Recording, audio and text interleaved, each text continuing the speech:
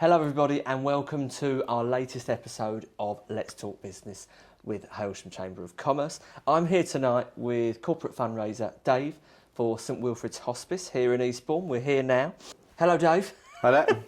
We're going to learn a bit more about the hospice, the services they provide, Dave's role within the hospice and the difference it makes to our local community.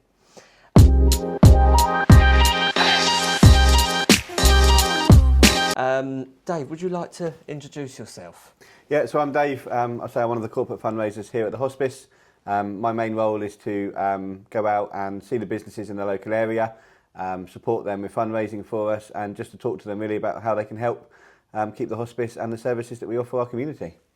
And I think that leads me perfectly into probably the biggest topic we're going to speak about, and that is that the services that St Wilfrid's Hospice offers. Yep.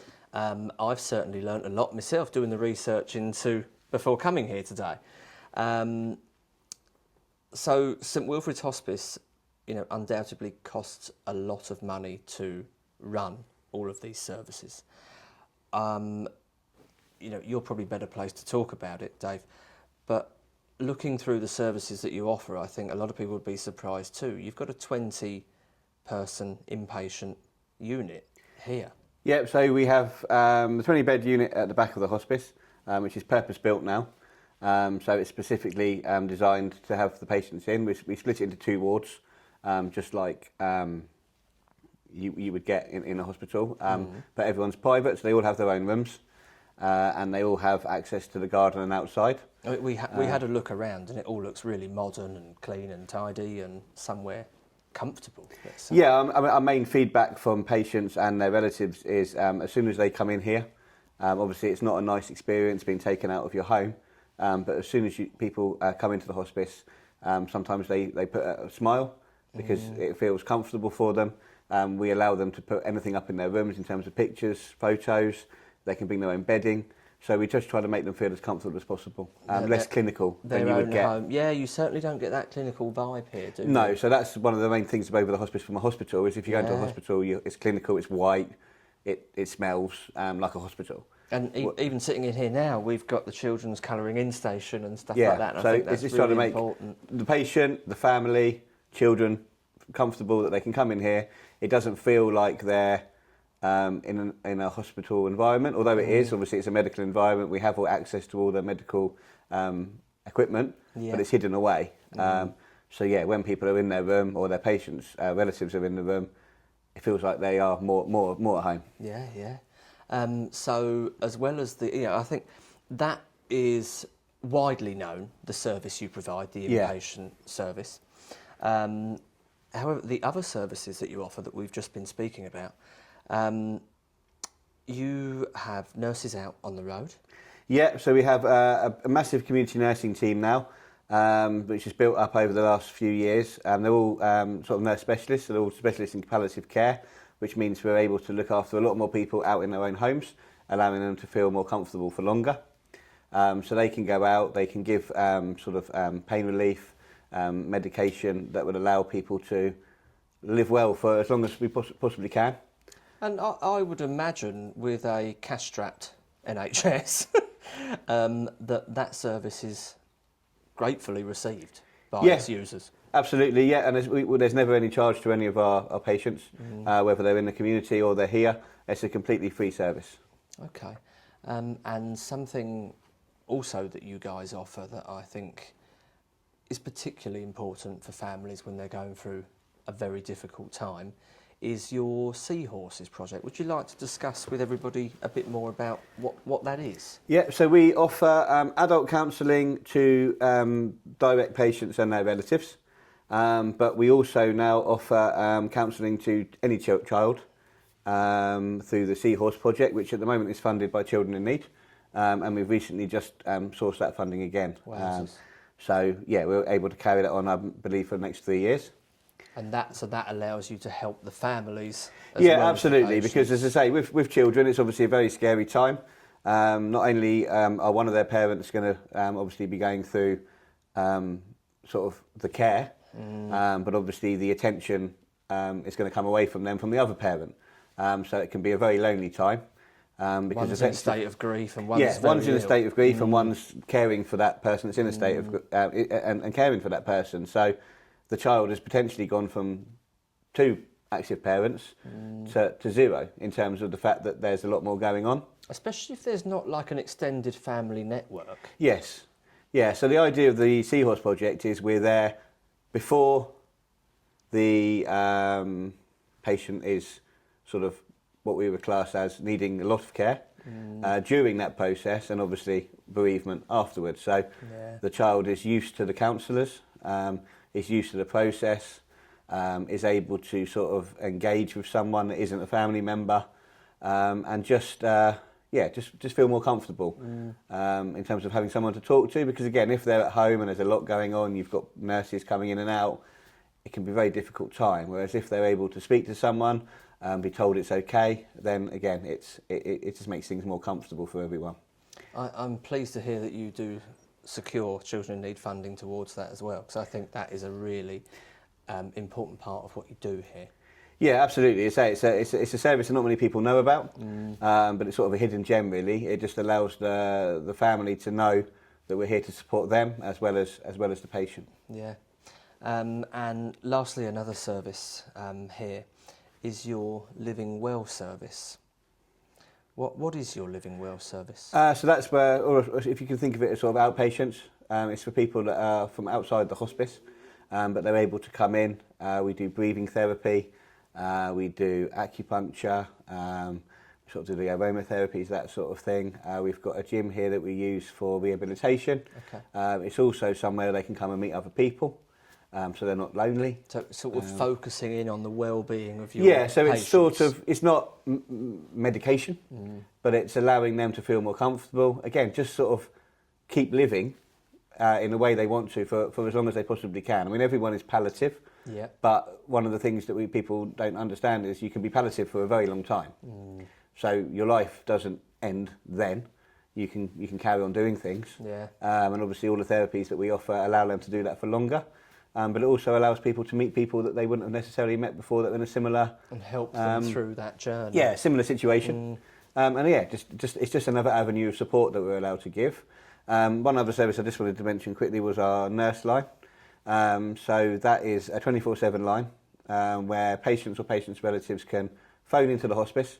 They can speak to a specialist nurse. An on-site nurse here? On-site nurse, wow. Yep. So it's either during the day where it's a bit busier, we have a team, and then in the evenings they can ring through, and it's a nurse that's on the inpatient unit, who knows your relative, who knows what's going with on them, and as either work with them or work with people with similar situations.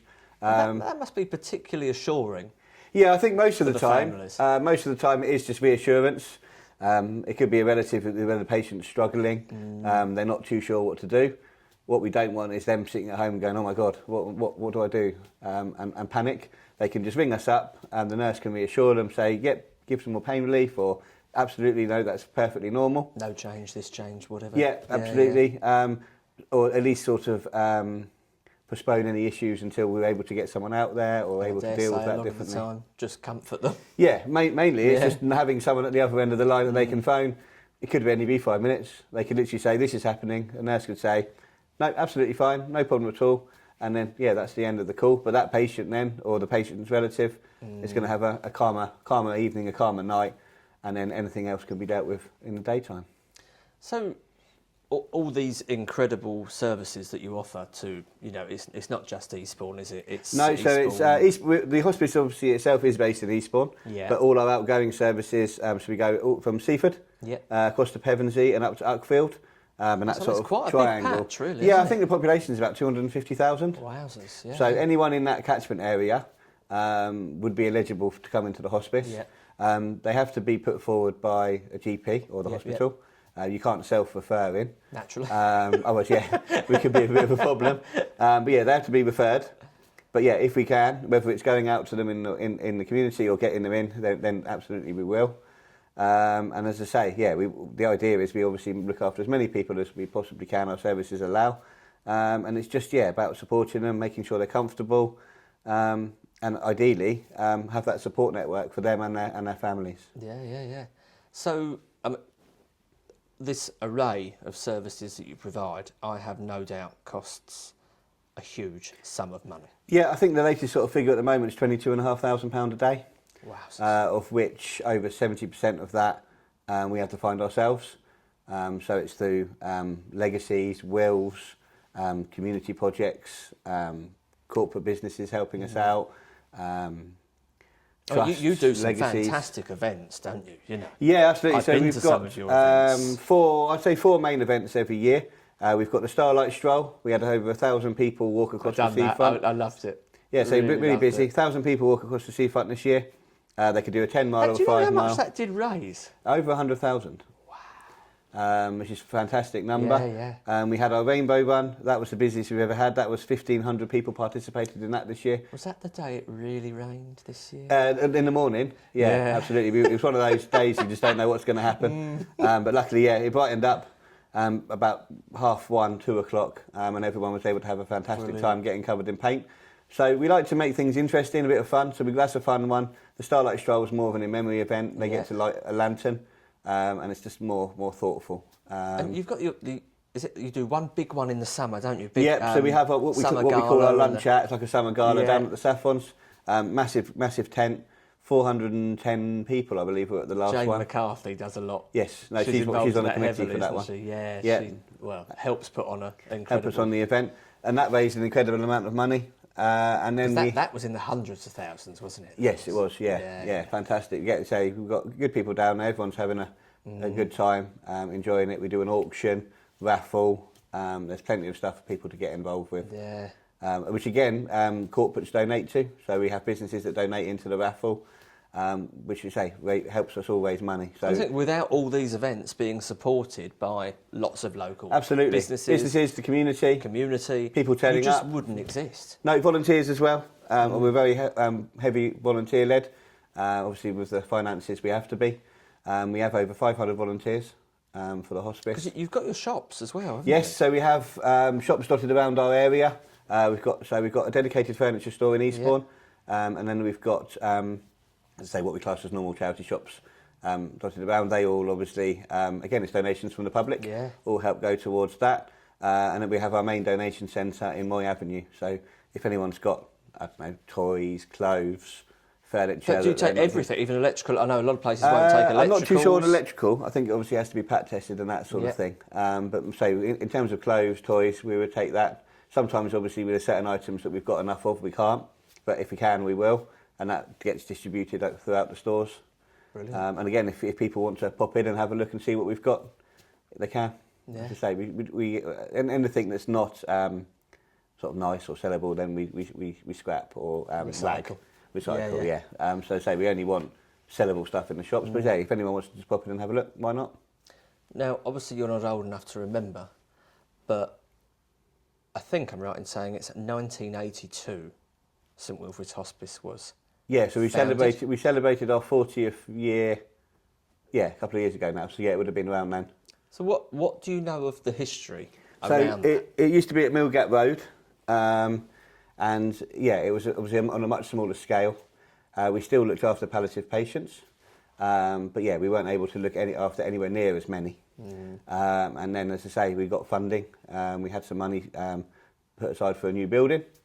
Hell of a lot of money. Hell of a lot of money, yeah, absolutely. And that's where the new hospice was born. So it allowed us to have a dedicated ward.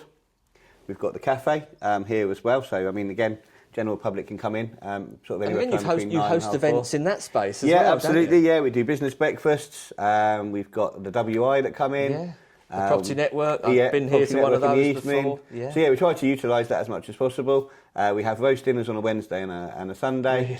We have dedicated scone days, pasty days. So there's plenty of stuff going on. Again, all it's run externally, but all the profits come back into the hospice from that. Fantastic. So that's a good sort of way of donating money to the hospice. Come in for a coffee and a cake. Yeah. And as I say, you're helping the hospice keep its services going just by doing that. So let's say I was a person watching this podcast, and I wanted to do my bit to help St Wilfrid's Hospice. Yeah. How could I get involved? So we've got different fundraising initiatives. We've got a hospice lottery. So you can pay monthly into that, chance to win prizes, and then we get profits. We do regular giving, so you can just donate an amount monthly, or choose to do that yearly. It depends how you wanted to do it. You could donate your time, you could become a volunteer, you could donate raffle prizes, bottles of wine, anything like that would help. Business-wise... In terms of your volunteering roles, what roles are there for volunteering? Literally anything, really. We have one volunteer who comes in maybe 3 times a week and literally fills up a bird feeder and then goes, and that's it. But without him, we wouldn't have the nice gardens. We've got people who work in the gardens, we have people who work in admin, we have people who work in our cafe, hosts. So if someone's got some free time and they're keen to support you, people you can find them a role. If people have regular free time, then they tend to sort of work in the hospice. So we have hosts that will work every Wednesday morning, every Friday afternoon, 6 shifts like that. And then even if you don't have regular time, you can go onto our mailing list. And then when we have events coming up, like bucket collections in shops or at the football games or our big events, you can sign up for those. So whether you give 1 hour a year or 4 hours a year, it really doesn't matter. Every little helps. For the benefit of the viewers, what you've just said there, how do you get yourself on that mailing list? So you can go onto our website and you can sign up there. You can sign up through that. One of our volunteer team will be in touch with you, arrange sort of a chat to see what you want to do, what's good for you. If we can match it up to your strengths, then absolutely we will. We'll try and somehow get that link onto we can get that shared. Publication as well. That's fine. That'd be fantastic. We've touched on how people can help you. What support do you look for from businesses? So with businesses, we offer a number of sort of propositions really. So they can sponsor an event where obviously we get their logo on it. We push the business, and that obviously helps fund that event in terms of the cost that we have to put them on. We have our partner scheme, so they can sign up to the partner scheme where they make a pledge to fundraise a certain amount per year. And I say we'll help them with that, whether they put on a raffle, whether they make a monetary donation, gifts in kind. An example of that would be Lightning Fibre giving us broadband to our shops. It hasn't cost the business any money, but obviously we're benefiting from free service. Yes, that's saving you an outgoing. Gifts in kind are gratefully received. Time as well. We have corporates that will come in and help us sort of run certain events. Or give us advice, or as I say, just give sort of discounted services, which again all helps. And as I say, it could literally be as small as putting a raffle on for us, getting the team involved, going for a walk over the downs. We recently have had a company, Dignity Funerals. They did a sponsored walk. They got their team involved, so not only did it raise some money, it also raised awareness. So anything, big or small, we are grateful for. Walking over the Sahara? Yeah, I'm off next 2 weeks' time, off on the Sahara there. So, yeah, there's plenty that can be done, getting involved with the events. I will sponsor you to do that. That's all right. And so will Riley. Well, I tell you what, I've really loved speaking to you, actually, learning more about what you do here, what the hospice does as a whole. And I hope everybody has enjoyed that too. If you want to, or whatever, support St Wilfrid's Hospice at £22,000 a day, they need it. So thank you everybody for tuning in. We would love for you to like, share, subscribe, tell all your friends about it. Let's get views on these podcasts. And if you're interested in having one with your business, we would love to hear from you too. Okay, thank you everybody, and thank you to Dave. No problem at all, thank you very much. Cheers.